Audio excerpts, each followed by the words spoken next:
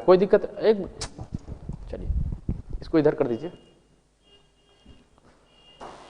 Hello, my name is Varun, और आज जो हम देख रहे हैं कि यूपीएससी का प्रिपरेशन किस तरह से करना है और उसका सिलेबस क्या है, व्हाट आर द सिलेबस, और उसकी प्रिपरेशन किस तरह से करनी है। ठीक है, हम देख चुके हैं कि ये जो है नोटिफिकेशन आ चुका है यूनियन पब्लिक सर्विस कमीशन का, और नोटिफिकेशन आने के साथ ही हमारा 5 जून को प्रीलिम्स का एग्जाम है। तो इस वीडियो में हम लोग देखेंगे कि किस तरह से प्रीलिम्स का क्या सिलेबस है, मेंस का क्या सिलेबस है, और इंटरव्यू क्या है, पर्सनैलिटी टेस्ट क्या है, वो क्या है।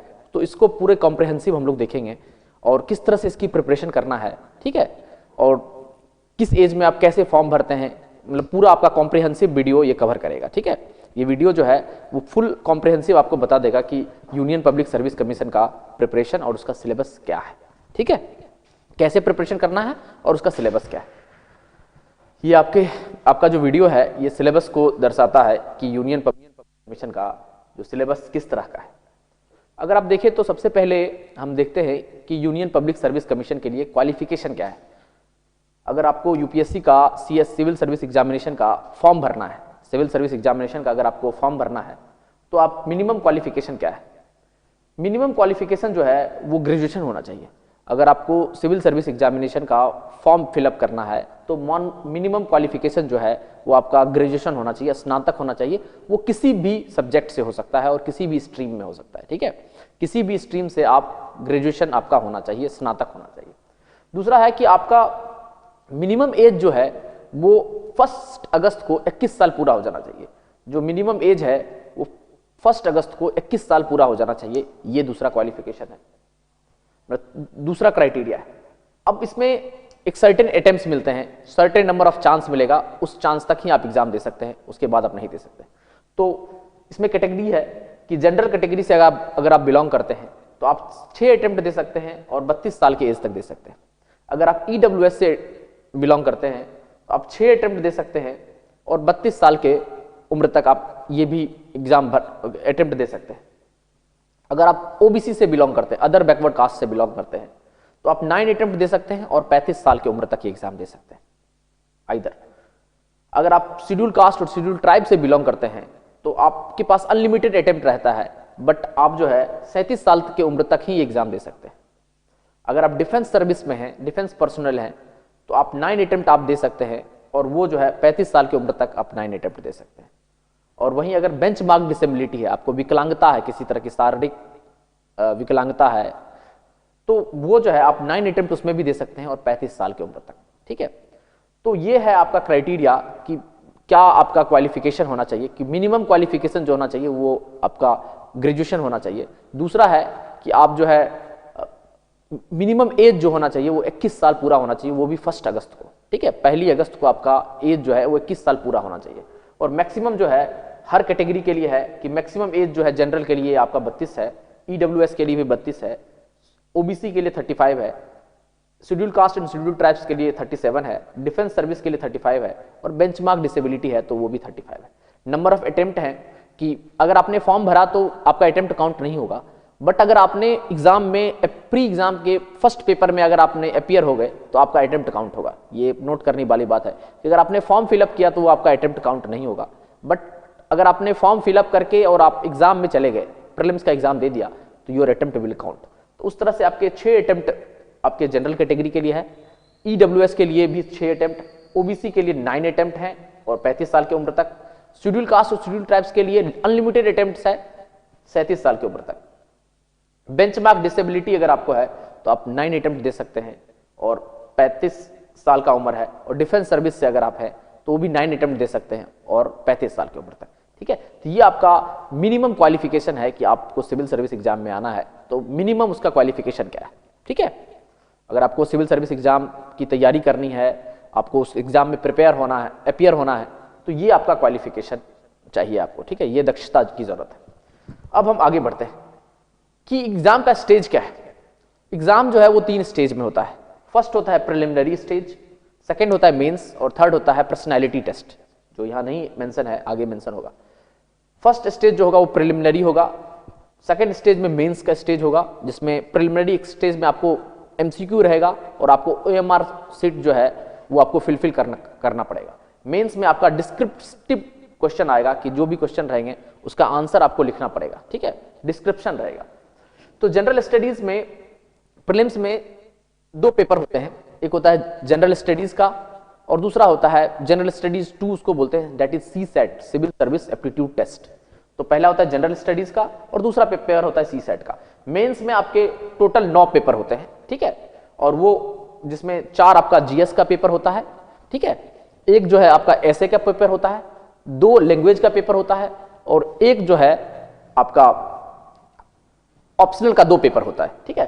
तो प्रीलिम्स में आपके 2 पेपर होते हैं, one is general studies, another is CSAT. Mains में टोटल 9 पेपर होते हैं, 9 पेपर टोटल होते हैं, जिसमें 4 जीएस का 4 पेपर होता है, जीएस का 4, 1, 2, 3 एंड 4, 4 जीएस के पेपर हो गए। आपका एसए का 1 पेपर होता है। उसके बाद आपका लैंग्वेज का एक इंग्लिश कंपलसरी और एक 8th शेड्यूल का जो लैंग्वेज आपको सेलेक्ट करना है, तो वो लैंग्वेज का 2 पेपर ये और ऑप्शनल का 2 पेपर। तो टोटल मिलाकर ये 4, एक 5, 7 और 2 9 पेपर हो चुके हैं, ठीक है। तो मेंस में 9 पेपर आपके होंगे और आपका फिर इंटरव्यू होगा। तो इसमें हम देखते हैं किस तरह से प्रीलिम्स जो एग्जाम होता है उसमें टोटल जो कैंडिडेट रहते हैं वो 11 लाख कैंडिडेट जो है वो आपके फॉर्म फिलअप करते हैं। फॉर्म फिलअप करने की बात हुई तो उसमें 10 से 11 लाख लोग जो है वो सिविल सर्विस एग्जामिनेशन का फॉर्म फिलअप करते हैं, ठीक है। बट अगर प्रीलिम्स में देखें तो प्रीलिम्स में 4 लाख 4.5 लाख लोग ही अपियर होते हैं, ठीक है। तो यहीं पे 50% तो लोग तो आपके यहीं एलिमिनेट हो गए कि टोटल जो फॉर्म भरते हैं वो 10 लाख 11 लाख लोग फॉर्म भरते हैं, बट प्रीलिम्स में 4.5 लाख के आसपास लोग अपियर होते हैं, ठीक है। तो आधे से ज्यादा लोग तो प्रीलिम्स का एग्जाम ही नहीं देते। मेंस में क्या होगा कि वैकेंसी जितनी रहेगी, फॉर एग्जांपल अगर 800 वैकेंसी है तो उसका 13 गुना जो है वो लोग प्रीलिम्स पास करके मेंस के लिए क्वालिफाई करेंगे, ठीक है। अगर फॉर एग्जांपल 800 वैकेंसी है टोटल, तो उसका 13 गुना जो होगा, 13 टाइम्स जो है वो उतने लोग प्रीलिम्स को पास करेंगे और मेंस का पेपर लिखेंगे, 9 पेपर। और फिर इंटरव्यू जो होगा, जो लोग मेंस लिखेंगे उसमें से जितनी वैकेंसी रहेगी, फॉर एग्जांपल 800 वैकेंसी है तो उसका जो है 3 गुना लोग इंटरव्यू देंगे और इंटरव्यू में हर 3 में से एक लड़के का फाइनल सिलेक्शन होगा, ठीक है। तो अब देखिए ये प्रोसेस इस तरह से है कि पहला में हमने देखा कि आपको ग्रेजुएशन क्वालिफिकेशन होना चाहिए, 21 साल का उम्र होना चाहिए 1 अगस्त को, और ये अटेम्प्ट, नंबर ऑफ अटेम्प्ट आपको इतने मिले। दूसरा में हमने देखा कि एग्जाम का पैटर्न तो देखे हैं, कितने लोग फॉर्म भरते हैं, 11 लाख लोग सिविल सर्विस का फॉर्म भरते हैं। प्रीलिम्स में आपके 4.5 लाख के आसपास लोग अपियर होते हैं। मेंस में 13 लाख, सॉरी, मेंस में आपके जितनी वैकेंसी रहेगी, जितनी वैकेंसी, फॉर एग्जांपल 800 अगर वैकेंसी है तो उसका 13 टाइम्स, 13 गुना लोग मेंस के लिए क्वालिफाई करेंगे। फॉर एग्जांपल प्रीलिम्स का एग्जाम पास करेंगे, वो मेंस के लिए क्वालिफाई करेंगे। और फिर जो लोग मेंस लिखेंगे उसमें जितनी वैकेंसी रहेगी, फॉर एग्जांपल 800 वैकेंसी है तो उससे 3 गुना लोग जो है वो मेंस के एग्जाम के लिए, इंटरव्यू के लिए पास करेंगे, ठीक है। और फाइनल जो होगा वो इंटरव्यू में हर 3 में 3 लड़का इंटरव्यू देगा तो उसमें से एक लड़का जो है वो सेलेक्ट होगा, ठीक है, 2 डिस्क्वालीफाई होगा। तो ये आप देखेंगे तो जो परसेंटेज आएगा वो बिल्कुल बहुत कम आएगा, बहुत निग्लिजिबल परसेंटेज जो आएगा पासिंग रेट है। बट इस एग्जाम का कुछ अलग औदा है अगर आप पास करते हैं तो, क्योंकि ये इंडिया का सबसे प्रेस्टीजियस एग्जाम है, भारत का सबसे प्रेस्टीजियस, इज्जतपूर्ण एग्जाम परीक्षा है, और अगर आप पास करते हैं तो इंडिया के ब्यूरोक्रेसी के सबसे बड़े पायदान पे आप पहुंचते हैं। अगर आप एग्जाम का पैटर्न आप देखते हैं, एग्जाम के पैटर्न में देखें तो प्रिलिमिनरी एग्जाम में मैंने बताया था कि 4.5 लाख लोग शामिल होते हैं, मतलब 10 लाख लोगों ने फॉर्म भरा, 10 लाख लोगों ने फॉर्म भरा, और 4.5 लाख लोग जो है वो प्रिलिमिनरी एग्जाम में अपियर होते हैं। तो उसके 2 पेपर होते हैं, एक होता है जनरल स्टडीज 1 और अनदर होता है general studies 2, that is known as CSAT, civil service aptitude test, ठीक है, that is known as CSAT. General studies में आपके 100 क्वेश्चन रहेंगे और आपका 200 मार्क्स का होता है, ठीक है। जनरल स्टडीज पेपर 1 में 100 क्वेश्चन रहेंगे, 200 मार्क्स का होगा, और इससे आपका कट ऑफ डिसाइड होगा कि क्या आप प्रीलिम्स पास किए हैं नहीं, ठीक है। 100 क्वेश्चन, 200 मार्क्स, और इससे आपका कट ऑफ डिसाइड होगा कि क्या आप प्रीलिम्स पास किए हैं नहीं। इसका जो टाइमिंग होता है, एग्जाम का टाइमिंग ऑल इंडिया में 9:30 AM से 11:30 AM तक ही आपका एग्जाम होगा, ठीक है। ये आपका टाइमिंग है एग्जाम का। तो 100 मार्क्स 200 मार्क्स का एग्जाम होगा, 100 क्वेश्चन रहेंगे और ये आपका कट ऑफ डिसाइड करेगा कि क्या आप प्रीलिम्स पास किए हैं नहीं। निगेटिव मार्किंग होती है, 1/3 निगेटिव मार्किंग होती है, ठीक है। अब हम आते हैं general studies paper 2 that is known as CSAT, civil service aptitude test. ये जो है इसमें 80 क्वेश्चन रहते हैं, 80 क्वेश्चन रहता है और ये भी 200 मार्क्स का होता है। 80 क्वेश्चन है और ये भी आपका 200 मार्क्स का है, ठीक है। बट ये जो है ये क्वालिफाइंग है, बट क्वालिफाइंग है तो सबसे पहले आपको ये पेपर क्वालिफाई करना होगा। सी सेट का जो पेपर है ये क्वालिफाई करना होगा, मतलब 200 में से आपको 66.66 मार्क्स लाना होगा। अगर आप इतना मार्क्स लाते हैं तब आपका पेपर 1 चेक होगा, ठीक है। आप अगर 200 में से 66.66 मार्क्स अगर आप लाते हैं तो तब आपका पेपर 1 जो है, जीएस का पेपर 1 जो है वो चेक होगा और ये आपको इससे पता चलेगा कि आप प्रीलिम्स पास किए हैं या नहीं, ठीक है। आपने यहां पे बहुत अच्छा स्कोर कर लिया बट यहां पे आपने स्कोर नहीं कर पाए, कट ऑफ को पार नहीं कर पाया, तो you will not qualify for the prelims. But ये अगर हो कि आप यहां पर बहुत अच्छा स्कोर कर लिए, जीएस 1 में बहुत अच्छा स्कोर कर लिए और जीएस 2 में आपने क्वालिफाई भी नहीं कर पाया, तो आपका ये पेपर ही चेक नहीं होगा, ठीक है। तो बैलेंसिंग करने के लिए जो है जीएस 2 जो है that is known as CSAT, इसका एग्जाम जो होता है वो 2:30 बजे से 4:30 बजे तक होता है, शाम के टाइम में होता है, दोपहर के टाइम में। 80 क्वेश्चन 200 मार्क्स का, किसी भी विद्यार्थी को इसमें से 33% मार्क्स लाना है। इट मीन 66.66 मार्क्स उसको लाना है। इतना मार्क्स ले आता है तब उसका ये पेपर जो है जीएस 1 का पेपर चेक होगा और ये पेपर से आपका कट ऑफ पता चलेगा कि either you cross the cut off, either you not cross the cut off. आप कट ऑफ को क्रॉस किए या नहीं किए ये पता चलेगा इससे। मैं फिर से बता देता हूं कि अगर आपने सी सेट का पेपर दिया है तो इस पेपर से आपका पता चलेगा इससे कि क्वालिफाइंग है, ये अगर आप पास कर जाते हैं तो अब आपका ये पेपर जो है वो चेक होगा, ठीक है। और इससे आपका कट ऑफ निकलेगा और कट ऑफ से पता चलेगा कि आपने प्रीलिम्स को क्रॉस किया या नहीं, ठीक है। आगे बढ़ते हैं हम लोग। अब इसका सिलेबस क्या है, जनरल स्टडीज का पेपर 1 का जो है सिलेबस क्या है, ठीक है। जीएस प्रीलिम्स का सिलेबस क्या है, मल्टीपल चॉइस क्वेश्चन होते हैं, सारे क्वेश्चन वैकल्पिक होते हैं। इसमें से सब्जेक्ट जो आते हैं, इंडियन पॉलिटी से क्वेश्चन आता है, ज्योग्राफी से आता है, उसमें world geography, Indian geography, physical geography, सारा ज्योग्राफी हो गया। उसके बाद हिस्ट्री से आता है, हिस्ट्री में एंशिएंट हिस्ट्री से क्वेश्चन आएगा, मॉडर्न हिस्ट्री से आएगा, मिडाइवल से आएगा। उसके बाद आपका आर्ट एंड कल्चर से भी क्वेश्चन आएगा कि कहां पर किस तरह के मंदिर हैं, इस तरह के क्वेश्चंस आएंगे। भारतीय अर्थव्यवस्था से आएगा, इंडियन इकोनॉमी से क्वेश्चन आएंगे, इन्वायरमेंट और इकोलॉजी से क्वेश्चन आएगा, ठीक है। साइंस और टेक्नोलॉजी से क्वेश्चन आएगा, साइंस से भी आएगा और टेक से भी आएगा, और इंटरनेशनल रिलेशंस को लेकर क्वेश्चन आएगा। और सबसे बड़ा जो टॉपिक रहता है दैट इज करंट अफेयर, जो आप न्यूज़पेपर पढ़ रहे हैं उससे भी क्वेश्चन आएंगे कि करंट अफेयर में क्या हो रहा है। प्राइम मिनिस्टर नरेंद्र मोदी ने क्वाड में गए या G20 का मीटिंग को अटेम्प्ट किया, तो जो करंट अफेयर का क्वेश्चन है वो क्वेश्चन आएगा, ठीक है। कि पॉलिटी का क्वेश्चन आएगा, ज्योग्राफी में world geography, Indian geography, physical geography, history में एंशिएंट, मिडिवल, मेडाइवल और art and culture. Indian economy का पूरा इकोनॉमी आपको आएगा, इकोनॉमिक सर्वे और बजट भी पढ़ना पड़ेगा। इन्वायरमेंट और इकोलॉजी है आपको, इससे क्वेश्चन आएगा। साइंस एंड टेक से क्वेश्चन आएगा, इंटरनेशनल रिलेशन से आएगा और करंट अफेयर से भी बहुत ज्यादा क्वेश्चन आएगा, ठीक है। ये हो गया GS1। GS1 ये 9:30 से 11:30 AM तक ये एग्जाम चलेगा और इससे आपका कट ऑफ पता चलेगा। ये अगर आपने इसमें आपको 200 मार्क्स का होता है, कट ऑफ के लिए कम से कम हर बार 95 to 100 मार्क्स लाना पड़ता है जनरल कैटेगरी के लिए कट ऑफ क्रॉस करने के लिए, ठीक है। तो इससे आपका कट ऑफ पता चलेगा।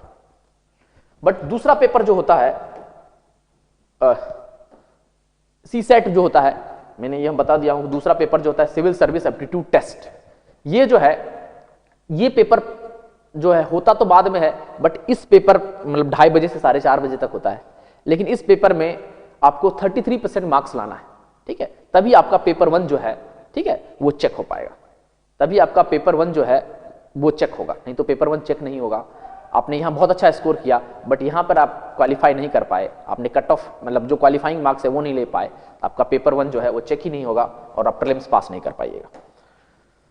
अब हम लोग मेंस पे जाते हैं।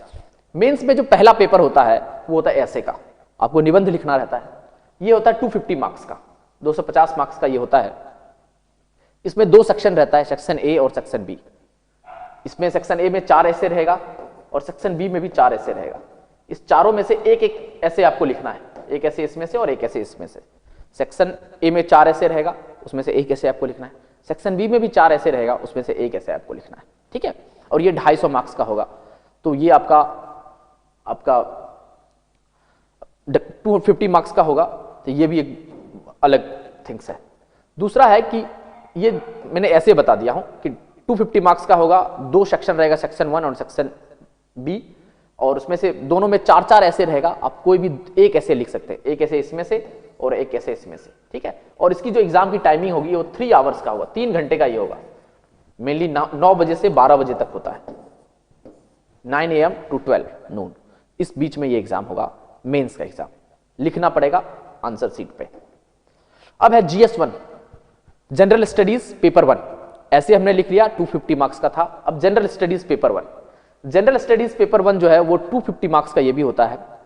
इसमें 3 सब्जेक्ट मेनली रहेगा। हिस्ट्री में एंशिएंट हिस्ट्री रहेगा, मॉडर्न रहेगा, मिडाइवल रहेगा, और वर्ल्ड हिस्ट्री रहेगा, और इंडियाज पोस्ट इंडिपेंडेंट। मतलब हिस्ट्री के 5 पार्ट हो जाएंगे कि आपका एंशिएंट हिस्ट्री रहेगा, मिडाइवल रहेगा, मॉडर्न रहेगा, वर्ल्ड हिस्ट्री रहेगा, और इंडियाज पोस्ट इंडिपेंडेंट, मतलब आजादी के बाद भारत में क्या क्या हुआ वो रहेगा। ज्योग्राफी में आपका इंडियन ज्योग्राफी, फिजिकल ज्योग्राफी और आपका वर्ल्ड ज्योग्राफी, इससे क्वेश्चन रहेगा। और सोसाइटी से क्वेश्चन रहेगा कि सोसाइटी मतलब समाज का क्या रोल है, खाप पंचायत के बारे में, ठीक है, इस सब के बारे में जो रहेगा। सोसाइटी में वुमेन का क्या रोल है, वुमेन किस तरह से इंपावरमेंट हो सकता है, तो ये क्वेश्चन सोसाइटी से भी रिलेटेड क्वेश्चन इस पर रहेगा, ठीक है। हिस्ट्री का, ज्योग्राफी का और सोसाइटी का ये GS1 होगा। 2.5 घंटे 200 मार्क्स का एग्जाम होगा, और ये भी 3 घंटा चलेगा, 9 से, ये भी 3 आवर्स का एग्जाम होगा, 3 घंटे का ये होगा, ठीक है। अब हम लोग बढ़ते हैं दूसरे पेपर की ओर, that is general studies 2 GS2। अब GS2 जो है इसका भी फुल मार्क्स जो है वो 250 है, 250 मार्क्स का है। इसमें होता है पॉलिटी आपका, दूसरा है आपका गवर्नेंस का क्वेश्चन रहेगा, तीसरा है कि आपके कॉन्स्टिट्यूशन से रिलेटेड क्वेश्चन रहेगा, चौथा है कि सोशल जस्टिस, सामाजिक न्याय जो है उससे रिलेटेड क्वेश्चन रहेगा, और 5वां जो है उसमें इंटरनेशनल रिलेशन से, IR से रिलेटेड क्वेश्चन रहेगा, ठीक है। पॉलिटी से रहेगा, आपका जो गवर्नेंस से रहेगा, आपका कॉन्स्टिट्यूशन से क्वेश्चन रहेगा, सोशल जस्टिस से रहेगा, और आपका इंटरनेशनल रिलेशन से रिलेटेड क्वेश्चन रहेगा। 250 मार्क्स का होगा, और ये भी 3 आवर्स का ये एग्जामिनेशन होगा, ठीक है। आपको डिस्क्रिप्टिव आंसर होगा, आंसर आपको लिखना पड़ेगा पेपर में। तो ये पेपर GS हो गया, 2 हो गया, ठीक है। अब ये GS3 है, GS3 में 250 मार्क्स का ये भी होगा GS3, और इसमें जो सब्जेक्ट रहेगा वो इकोनॉमी से रिलेटेड क्वेश्चन रहेगा, एग्रीकल्चर से रिलेटेड क्वेश्चन रहेगा कि कृषि से रिलेटेड, इन्वायरमेंट से रिलेटेड क्वेश्चन रहेगा, साइंस एंड टेक से रिलेटेड रहेगा, समाज, साइंस एंड टेक से रहेगा, और सिक्योरिटी से रहेगा कि भारत पाकिस्तान के बॉर्डर को लेकर, arm force special protection act को लेकर, मणिपुर के साथ क्या इशू है हमारा, असम के साथ जो बांग्लादेश का बॉर्डर शेयर होता है उससे क्या इशू है, तो सिक्योरिटी को लेकर रहेगा कि इंटरनल सिक्योरिटी और इंडिया का एक्सटर्नल सिक्योरिटी उससे रहेगा।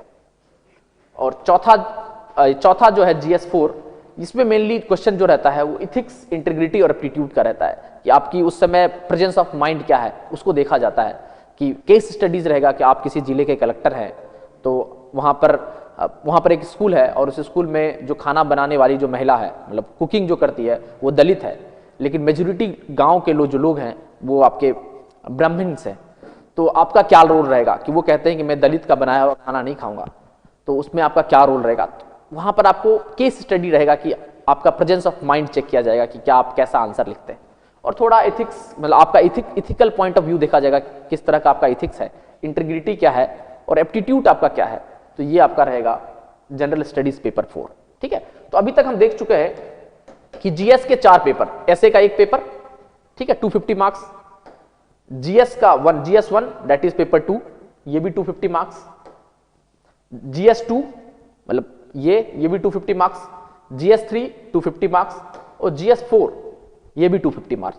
इट मींस GS के अभी तक हम लोग क्या देख चुके हैं कि GS के 4 पेपर है, total number of paper GS में 4 है, और दैट इज कंटेन 1000 मार्क्स। और ऐसे का एक पेपर है, ऐसे जो है वो एक पेपर है, और ये भी 250 मार्क्स को कंटेन करता है। ठीक है, तो अभी तक हम 1250 मार्क्स देख चुके हैं।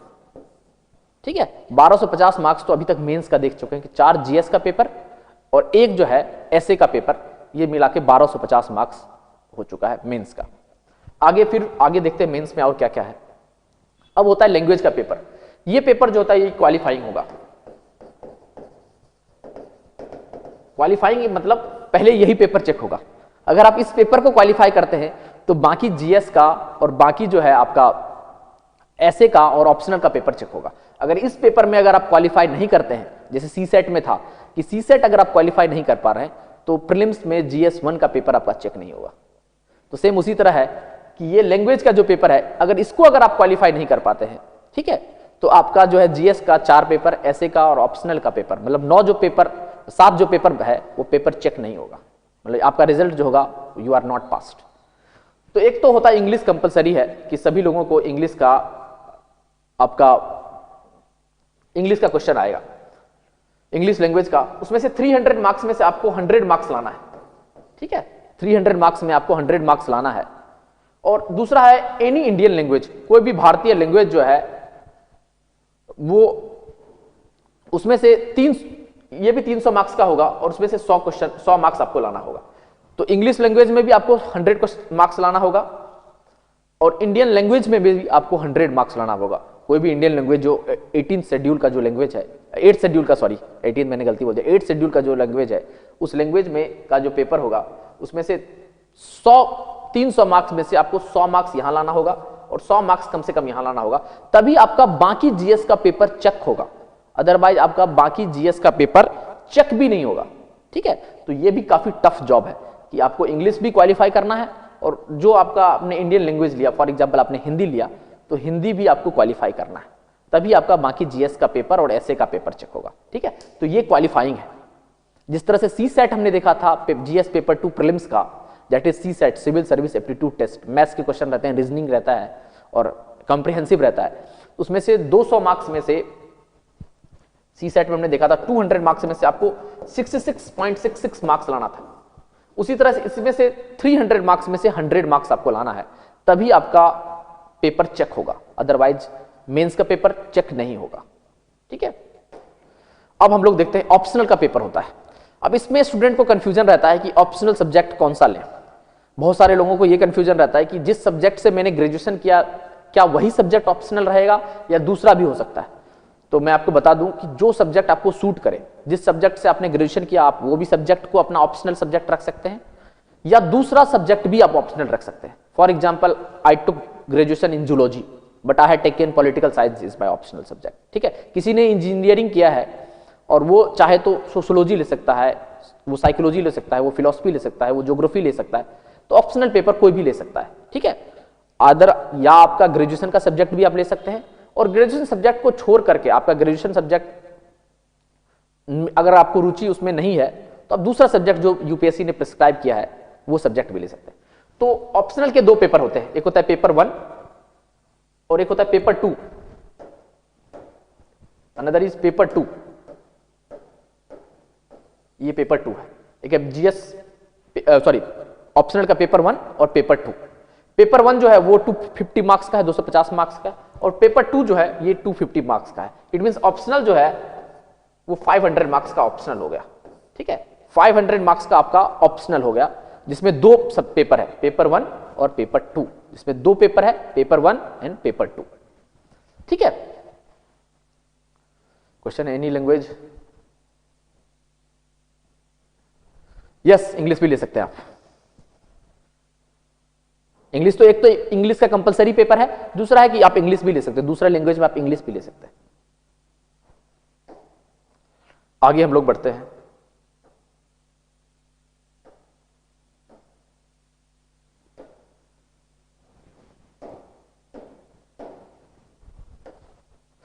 अब कौन कौन सा ऑप्शनल पेपर का लिस्ट क्या है, कौन कौन सा पेपर आपका ऑप्शनल रहेगा, कुछ ऑप्शनल में कौन कौन से सब्जेक्ट्स हैं, वो सब्जेक्ट्स को हम देखते हैं।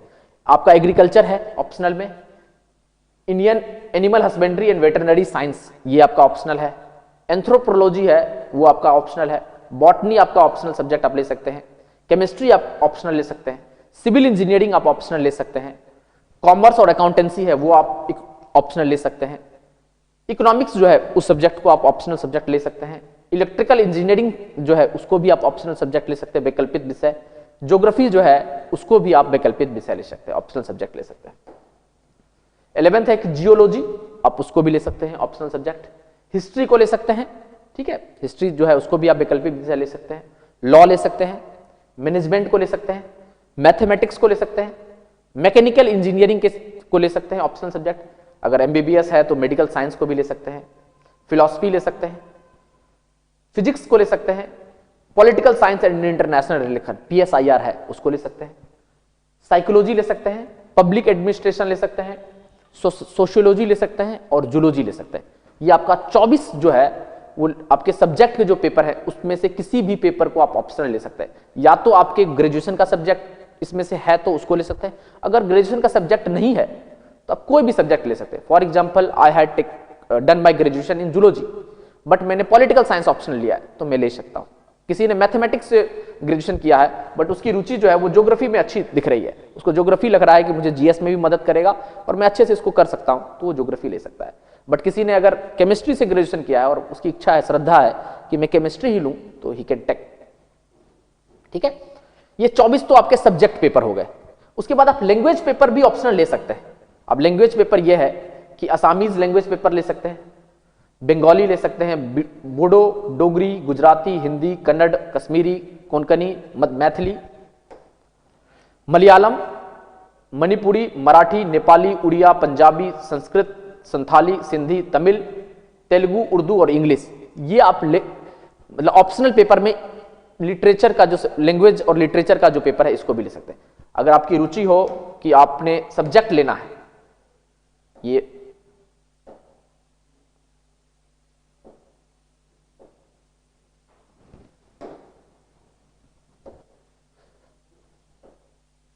अगर आप ये 24 सब्जेक्ट अगर आपको लेना है तो आप उस सब्जेक्ट का ले सकते हैं। Definitely you can take this 24 subject, या इसमें से कोई सब्जेक्ट अगर आप नहीं लेना चाहते अपना वैकल्पिक विषय, तो आप चूज कर सकते हैं इधर ये लिटरेचर का जो पेपर है, लिटरेचर सब्जेक्ट जो है, चाहे आसामी लिटरेचर, बंगाली, बोडो, डोगरी, गुजराती, हिंदी, कन्नड़, कश्मीरी, कोंकणी, मराठी,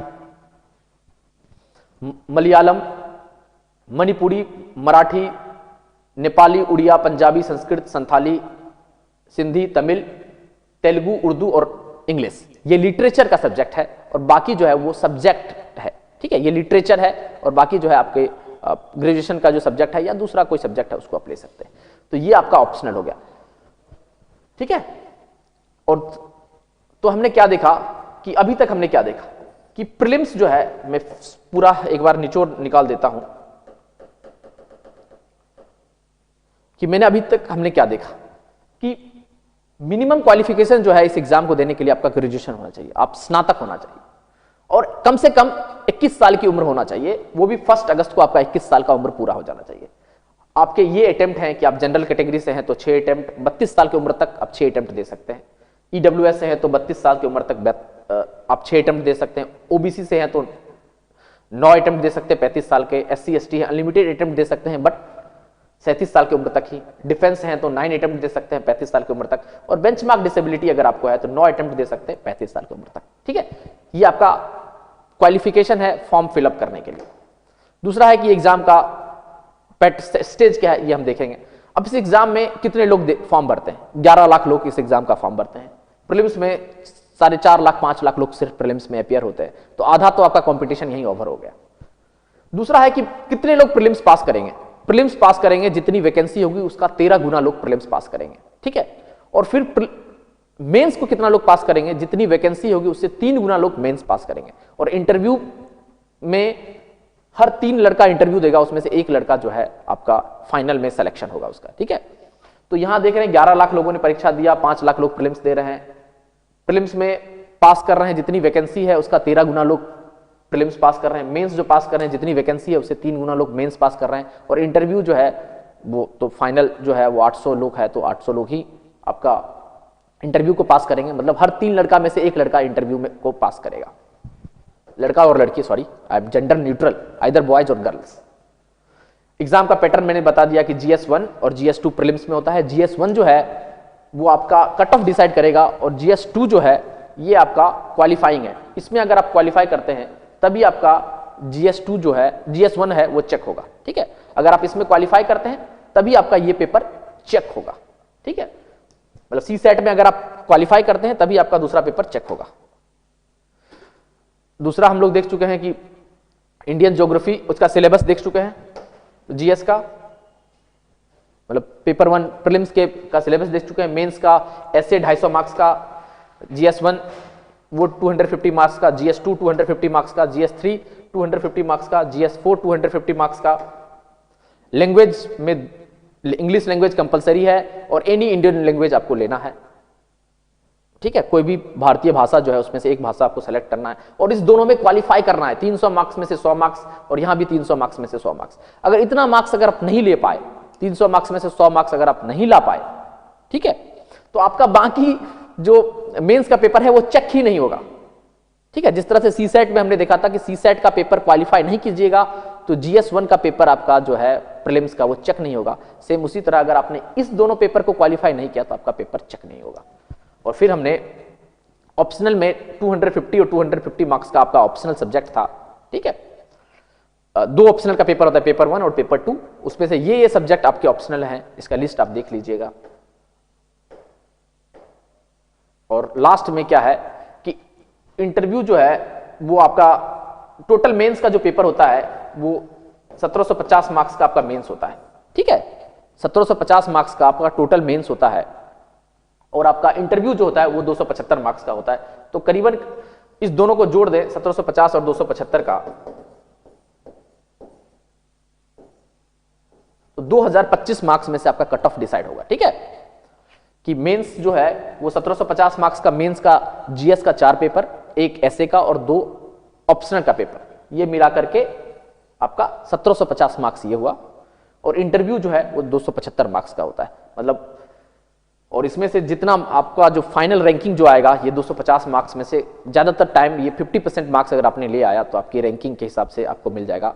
और अगर आपकी रैंकिंग अच्छी आती है, if you selected in all India service, अगर आप अखिल भारतीय सेवा में अपने आप को सेलेक्ट हो जाता है, आपका अखिल भारतीय सेवा मतलब IAS, IPS और IFOS, Indian forest service, Indian administrative service, Indian police service और इंडियन फॉरेस्ट सर्विस में अगर आपका सिलेक्शन होता है, that is the all India service, अखिल भारतीय सेवा, तो उसकी एक अलग ही बात है क्योंकि आप सेंटर और स्टेट के बीच में काम करते हैं। और बाकी जो सर्विस है, IRS है, IRTS है, ठीक है, ये सर्विस भी है, ये भी अगर आपको मिलता है तो ये भी काफी है। मतलब ये जो एग्जाम है वो इंडिया का सबसे प्रेस्टीजियस एग्जाम है, that is conducted by UPSC। ये UPSC के द्वारा कंडक्ट होता है और इस एग्जाम का नाम है सिविल सर्विस एग्जामिनेशन, ठीक है। प्रशासनिक सेवा जो है ये है। और अगर आप ऑल इंडिया सर्विस में सेलेक्ट होते हैं तो उसकी एक अलग एडवांटेज है सेंटर और स्टेट में, और उसका एक दूसरा एडवांटेज है कि आर्टिकल 312 जो कॉन्स्टिट्यूशन का है वो आपको पावर देता है कि आपको president of India he service से निकाल सकता है, दूसरा कोई पर्सन आपको सर्विस से नहीं निकाल सकता। कि अगर आप अखिल भारतीय सेवा में IAS, IPS और IFS में सेलेक्ट होते हैं तो आपको सिर्फ प्रेसिडेंट ऑफ इंडिया ही आपको सर्विस से निकाल सकता है, बाकी कोई पर्सन सर्विस से आपको नहीं निकाल सकता। ये उसका एडवांटेज है, ठीक है। तो हम देख चुके हैं, एक वीडियो में बना चुका हूं कि अखिल भारतीय सेवा ऑल इंडिया सर्विस का क्या एडवांटेज है, इस पर मैं एक वीडियो बना चुका हूं, तो मैं कमेंट सेक्शन में उसका लिंक जो है मैं दे दूंगा, तो ये आपको काफी ज्यादा हेल्पफुल रहेगा, ठीक है। तो आज के लिए इतना ही। तो मैंने पूरा सिलेबस बता दिया कि UPSC जो एग्जाम कंडक्ट कराता है सिविल सर्विस एग्जामिनेशन का, IAS, IPS और अदर सर्विस के लिए, तो उसका क्या सिलेबस है, किस तरह से उसकी प्रिपरेशन की जाए, ठीक है। और ये इंडिया का सबसे प्रेस्टीजियस सर्विस है और दुनिया का 2nd नंबर का टफेस्ट एग्जाम है, ठीक है। इंडिया की सबसे इज्जतदार सर्विस है क्योंकि आप इंडिया के ब्यूरोक्रेट बनते हैं, मतलब you came in the policy formulation and policy implementation. अगर आप सेक्रेटरी पोस्ट पे जाते हैं तो आप पॉलिसी को फॉर्मुलेट करते हैं, बट अगर आप डिस्ट्रिक्ट कलेक्टर के पोस्ट पे जब रहते हैं शुरू में तो आप पॉलिसी को इंप्लीमेंट करते हैं। तो आप सोसाइटी में बहुत बड़ा चेंजेस ला सकते हैं if you selected in the examination. अगर आप इस तरह के एग्जाम में सेलेक्ट होते हैं तो सोशल आइकन्स के रूप में आपको देखा जाएगा, एक कलेक्टर को या एक SDM को एक सोशल आइकन्स के रूप में देखा जाता है। तो आप सोसाइटी के लिए बहुत अच्छा, आप मतलब that is the one of the quote that is I think Swami Vivekananda का कोट है कि service to man is service to God. जो आदमी का जो सेवा है, मनुष्य का जो सेवा है वो भगवान के सेवा के बराबर है। Service to man is service to god. तो ये आपका जो खिदमत आपने अगर इस सर्विस में आप अगर पास करते हैं तो आपको लोगों की सेवा करने का ऊपर वाला आपको ये टाइम देगा। तो definitely good luck for your examination and very honestly और सिंसियरली से आप एग्जाम का प्रिपेयर करें। आप आने वाले 1 साल 2 साल में जब भी आप देना चाहिए इस एग्जाम को, तो इस तरह से प्रिपरेशन है और इस तरह से सिलेबस है for the welfare of you. I had recorded this video on the behalf of Aditya civil service. ठीक है, like this channel, subscribe and thank you so much for your patience listening. ठीक है, थैंक यू।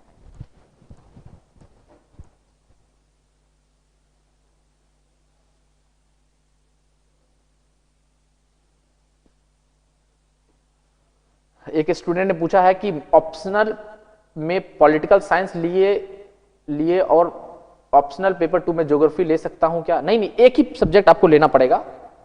ठीक है, तो बस आपका एक ही सब्जेक्ट रहेगा। ऑप्शनल का जो सब्जेक्ट रहेगा वो एक ही सब्जेक्ट रहेगा, उसका 2 पेपर होता है। ऑप्शनल का एक ही सब्जेक्ट रहता है, कोई भी एक सब्जेक्ट आप ऑप्शनल ले सकते हैं, उसका 2 पेपर होता है, पेपर 1 और पेपर 2, उसी का 2 पेपर होता है। एक ही सब्जेक्ट आपको ऑप्शनल लेना है, उसका 2 पेपर होगा, पेपर 1 और पेपर 2। अब 2 सब्जेक्ट आपको ऑप्शनल लेने की जरूरत नहीं है। पहले 2013 तक था कि आपको 2 सब्जेक्ट ऑप्शनल लेना था, बट 2014 के बाद से ये हो गया है कि आपको एक ही सब्जेक्ट ऑप्शनल लेना है, उसका 2 पेपर होगा। ठीक है, आई थिंक ये आपको पूरी तरह आपने समझ गया होगा कि आपको 2 सब्जेक्ट नहीं लेना है ऑप्शनल, आपको एक ही सब्जेक्ट लेना है ऑप्शनल, उसका 2 पेपर होगा, पेपर 1 और पेपर 2। ठीक है, थैंक यू सो मच।